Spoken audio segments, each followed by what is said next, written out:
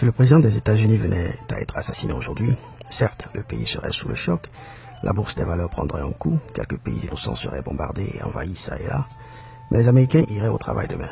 La machine étatique et institutionnelle resterait en place, l'armée ne prendrait pas ses soi-disant responsabilités, le pays ne sombrerait pas dans un chaos ou une guerre de succession.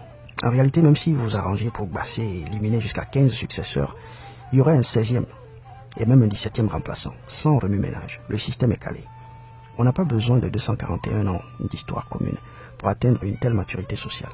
En fait, c'est depuis sa naissance que l'Amérique s'est dotée de cette stabilité institutionnelle. Pas besoin non plus d'être toubab pour atteindre une telle organisation sociale. Nous connaissons tous les systèmes matrilinéaires et les conseils de sages qui existaient jadis dans les familles et dans les grands empires de l'Afrique ancienne et qui assuraient des transitions apaisées et une stabilité sociale. Aujourd'hui, l'Africain semble être individuellement évolué mais collectivement primitif, incapable d'instaurer les moindres compromis sociaux nécessaires pouvant permettre un mieux vivre ensemble. À ce siècle encore, le pouvoir en Afrique est traité un peu comme un morceau de viande, jeté dans une horde de hyènes. On s'en saisit et on court et on court et on court, désespérément, pourchassé par un peuple en colère et on court, et on réprime et on brime, et on assassine et on signe des accords, et on viole ces accords, et puis on court de plus belle. Puis on vieillit et on perd le souffle et on s'effondre, et quelqu'un d'autre s'en saisit et la course continue. Comment en sommes-nous arrivés là? Que nous est-il arrivé? Salutations à vous, chers frères et sœurs d'Afrique, chers frères et sœurs des États-Unis d'Afrique. Ce message s'adresse essentiellement à vous qui aspirez à devenir des leaders de notre continent. Ce message s'adresse à la jeune élite africaine qui émerge. Mais ce message s'adresse aussi et surtout aux dirigeants actuels. Chers amis, si vous regardez cette vidéo et si vous connaissez quelqu'un qui connaît quelqu'un qui a accès à votre président, faites passer le message. L'intention ici n'est pas de les outrager, mais de leur adresser un message sincère de la part des masses conscientes et libres d'Afrique. Parce que nous savons que nos leaders ne sont pas libres dans leur prise de décision. Et nous pensons que le peuple se doit de les aider. Cette vidéo, qui est la 3e partie de notre série sur l'intérêt national, nous la dédions donc respectueusement à nos présidents. Et nous avons 4 petites propositions concrètes à vous présenter. 1. Communication. 2. Propagande. 3. Pouvoir collégial. 4. Action conjuguée. Chers présidents africains, nous savons que vous n'êtes pas des idiots. Nous savons que vous n'êtes pas des incapables. Gouverner une nation africaine est l'une des tâches les plus coriaces au monde. Il faut en être capable. D'ailleurs, un de vos aînés n'a pas hésité à le dire clairement.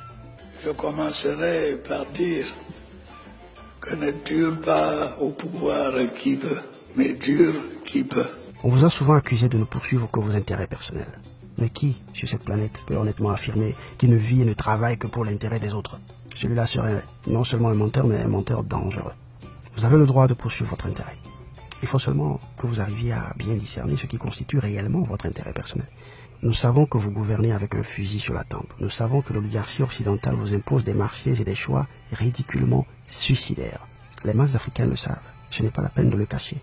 En fait, il n'est pas dans votre intérêt de cacher les chantages qu'on vous fait, de cacher la vilainie de ces peuples dits civilisés. Il faut les exposer au grand jour. C'est là votre premier bouclier. Et c'est là notre première proposition.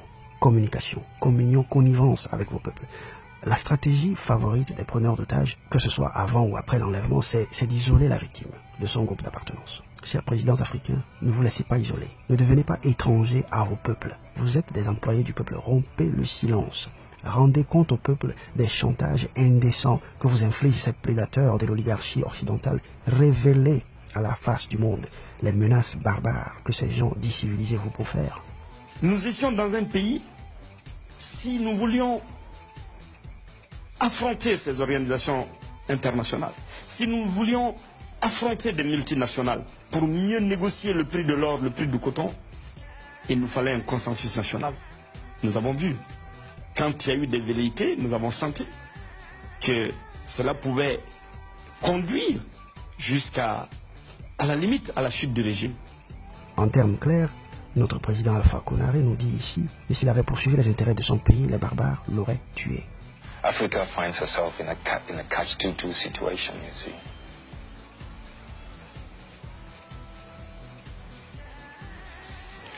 She better watch what she says here and there, or else you don't get that aid or that assistance, etc., etc.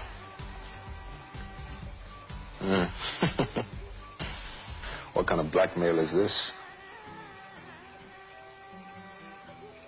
And it's a painful thing for me sitting here to have to be making such admissions. But these are some of the truths, the hard facts, my dear. You know. Vous savez, moi j'ai l'habitude de dire que j'ai gouverné dans la douleur. Parce que j'ai passé mon temps à faire des ajustements. J'ai reçu un coup de téléphone de mon ami Michel Kandessu, directeur général du FMI. Ce coup de téléphone, je crois, a duré 2 heures de temps. On a commencé à parler sur un ton courtois, puis ensuite ça s'est durci. J'étais dans mes appartements du palais. Mon épouse qui allait et venait, à un certain moment, elle a senti que le ton se durcissait. Elle s'est assise pour prier. J'ai dit, mon mari a des problèmes. C'est assise pour prier. Et Michel Kandessu me disait, en résumé, Président, vous avez été très courageux, mais ça ne suffit pas. Il faut que tous ensemble, vous fassiez la dévaluation. Le 12 janvier 1994 à 0h, le franc CFA qui valait 2 centimes n'en vaut plus qu'un seul. Une dévaluation de 50% qui touche les 14 pays de la zone franc. Et voilà comment cette dévaluation tomba sur nous comme un décret divin. Il n'y eut aucune voie de recours, aucune résistance, aucune protestation contre les barbares, aucune représailles contre leurs intérêts sur le continent. Et on augmente toutes les choses à 100%. Et comment nous allons devenir? Vraiment, on essaie où mettre la tête, franchement. Ça ne veut pas de choses de nos autorités, ça vient de loin. Je ne sais pas ce qu'on va faire, ça sera difficile, quoi. On va faire avec. Au contraire, c'est encore contre nos présidents que nous nous sommes révoltés, que nous nous sommes rébellés. Et quand nos marmites ont commencé à se vider, c'est contre nos voisins que nous avons pris les machettes. Non mais l'Afrique doit mûrir un jour. Votre Excellence, Monsieur Abdou Diouf, vous n'étiez pas obligé d'accepter ce chantage. J'ai le dos au mur. Si je ne le fais pas, peut-être qu'à la fin du mois, vous ne percevrez pas vos salaires, vous les fonctionnaires. Parce que je n'aurai pas les fonds que j'attends. Justement, Monsieur le Président, mais vous ne voyez pas qu'après 50 ans d'indépendance, bon, on va dire quoi, 34 ans au moment où l'affaire se passait, vous ne voyez pas qu'après 34 ans d'indépendance, qu'il soit un peu aberrant et honteux que nos simples salaires dépendent encore des dons de nos anciens colons? Pourquoi avons-nous osé prendre l'indépendance alors? Lorsque vous aviez 35 ans d'âge, Monsieur le Président, dépendiez-vous de vos parents? Tendiez-vous la main à vos parents pour les moindres de vos besoins? Bien sûr que non. Tout le monde le sait, c'est à 35 ans que vous êtes devenu Premier ministre de M. Senghor. C'est là un homme, un vrai. Un homme doit grandir, quitter la maison de papa et maman, s'instruire, pourrir dans les difficultés et les vicissitudes de la vie autonome, puis germer et produire des fruits. Et vous l'avez fait à l'échelle individuelle. Pourquoi l'Afrique ne le ferait pas vis-à-vis des colons? C'est vrai, on nous dira que 35 ans, c'est très peu dans la vie d'une nation. Qu'est-ce 40 ans dans la vie des peuples quand le monde compte des milliards d'années d'existence? Oui, mais pardonnez, papa au fouet. Juste à titre d'exemple, hein, vous savez à quel âge la nation américaine a décidé de rompre avec son ancien colon? Dès la naissance. Alors qu'elle était composée que de 13 maigrichonnes colonies coincées le long de la côte atlantique, menacées de toutes parts par les Anglais, les Espagnols, les Portugais, les puissantes tribus indiennes, gangrénées de l'intérieur par ses propres esclaves noirs, en pleine instabilité, sans fondation économique, sans armée régulière, sans flotte navale, l'Amérique décida néanmoins de couper le cordon avec la couronne, avec l'ancien colon. Quand on veut l'indépendance, c'est comme ça on fait, et puis on noue de nouvelles alliances. Mais revenons à la communication. À vous, Excellence, Monsieur Abdou Diouf, et à tous les Abdou Diouf de demain. Voici ce que nous aurions souhaité vous voir faire dans un cas pareil. Après une telle conversation, vous rejoignez votre femme, vous priez ensemble votre Dieu, ensuite vous préparez un bref discours destiné à votre peuple. Le lendemain matin, vous larguez l'information, vous leur révélez le chantage qui pèse non seulement sur vous, mais qui pèse sur toute la nation sénégalaise, sur tout le peuple africain. Vous serez émerveillés par les sacrifices dont le peuple africain est capable. Un peuple bien informé est un peuple déjà libre. Chers dirigeants africains, ne vous isolez pas. N'affrontez pas la France, n'affrontez pas les multinationales en cavalier seul. Soyez de connivence avec vos peuples. Allez au combat avec vos peuples. Rendez compte à vos peuples. Rendez compte à vos peuples de vos pourparlers avec les colons. Vous n'êtes pas obligés de vendre les terres riches du continent, peu les morceaux de vos terres et de les hypothéquer, les donner à la France et à la Chine pour des durées de 30 ans, 50 ans, 100 ans, rien que pour avoir 12 mois de cash. Dites au peuple qu'on vous menace, dites aux médias nationaux et internationaux que ce monsieur vient de me dire que si je ne lui donne pas ce marché, demain je suis un homme mort.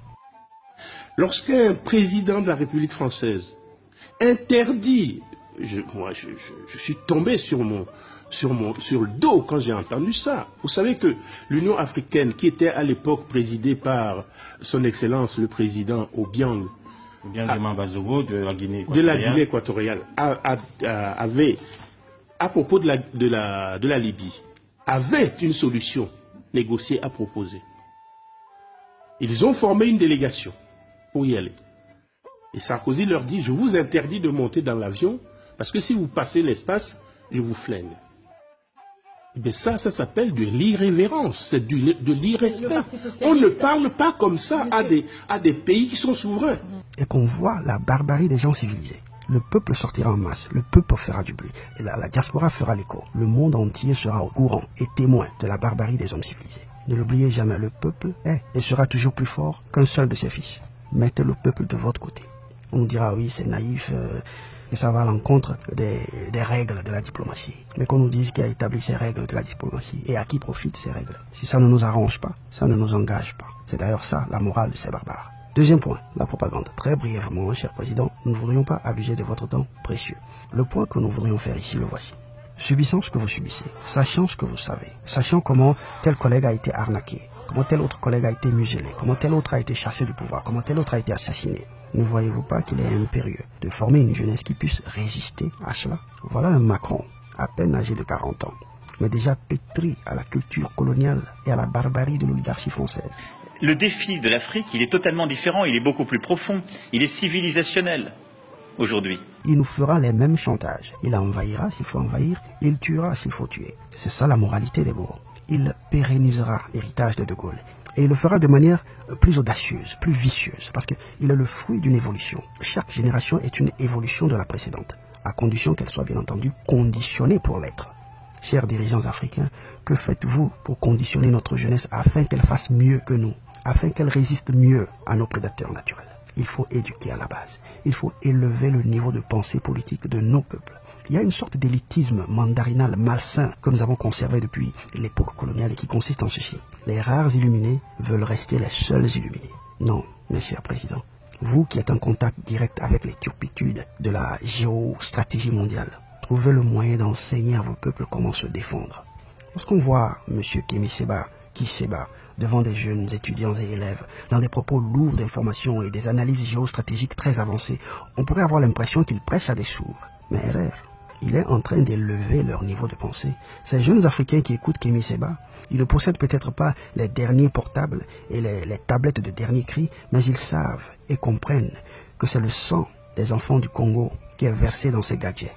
Aucun toubab ne pourra les convaincre de prendre des armes un jour contre leurs propres frères et contre leurs propres sœurs. C'est de cette propagande-là qu'il est question. Vous savez, en septembre 2016, invité en France à l'occasion des 40 ans du CERDI. Le CERDI, c'est le Centre d'études et de recherche sur le développement international. C'est là-bas qu'on forme les économistes africains. Genre, on envoie les joueurs d'ASEC d'Abidjan pour être formés par les entraîneurs de Ashanti Kotoko. Un truc comme ça. Bon, passons. Toujours est-il que son Excellence, monsieur Alassane Dramane Ouattara, a été invité là-bas pour, c'était un ancien élève, donc invité pour commémorer les 40 ans de succès de cette grande école française. Un étudiant ivoirien ose lui poser une question sur un possible abandon de cette devise qu'est le franc CFA. Ah, mais le grand frère ne l'a pas loupé, hein. On ne discute pas des affaires monétaires sur la place publique. Si on muselle de la sorte un étudiant en masters, quel sort réserve-t-on aux centaines de milliers d'élèves et d'étudiants qui surpeuplent nos écoles en Afrique? Non, monsieur Ouattara, il faut élever le niveau de pensée de votre peuple. Il faut l'illuminer, il faut le renforcer, il faut le préparer aux stratégies géopolitiques du monde occidental. C'est tout aussi important que la construction d'un pont. C'est vrai, nous ne vous apprenons rien. Tout ce que nous disons, vous le savez. Nous savons que vous êtes conscient de tout ceci. Bref, pour tout ce qui permet l'épanouissement de l'être humain, nous sommes obligés, il faut le reconnaître, de nous adresser à nos anciens colonisateurs. Vous ne croyez pas que nous soyons conscients de cette triste situation? Nous voulons nous évader de cette situation-là et nous demandons à ce qu'on nous aide.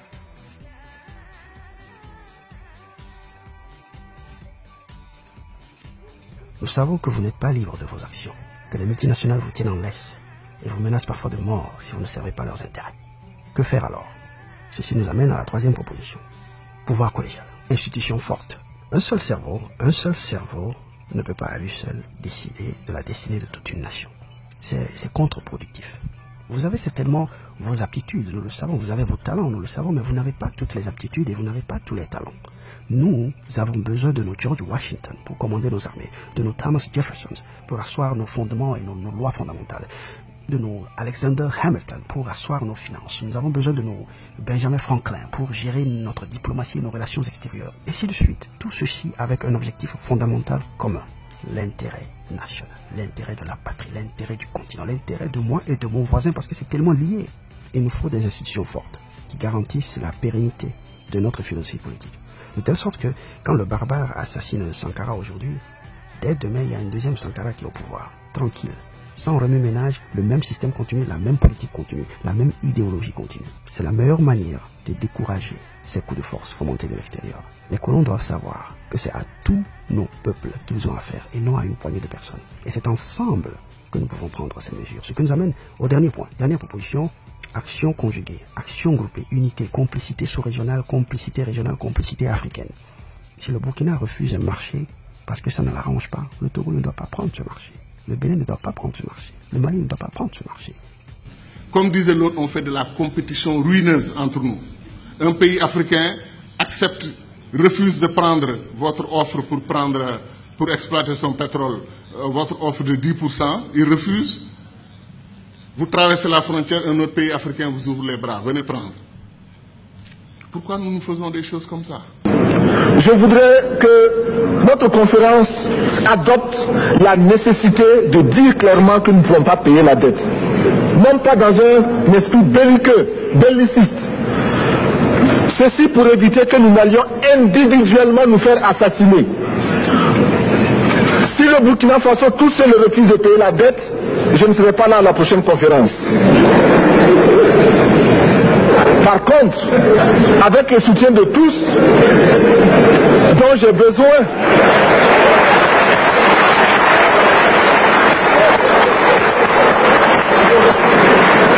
avec le soutien de tous, nous pourrons éviter de payer. Pour finir, chers leaders actuels et futurs de l'Afrique, nous voudrions que vous sachiez ceci. La nouvelle génération africaine aspire à une fédération continentale. C'est un mouvement qui est en train de créer une boule de neige. C'est un mouvement qui est présent. C'est plus qu'un rêve, c'est un objectif. Et nous allons le réaliser. Inscrivez votre nom sur les bonnes pages de cette histoire.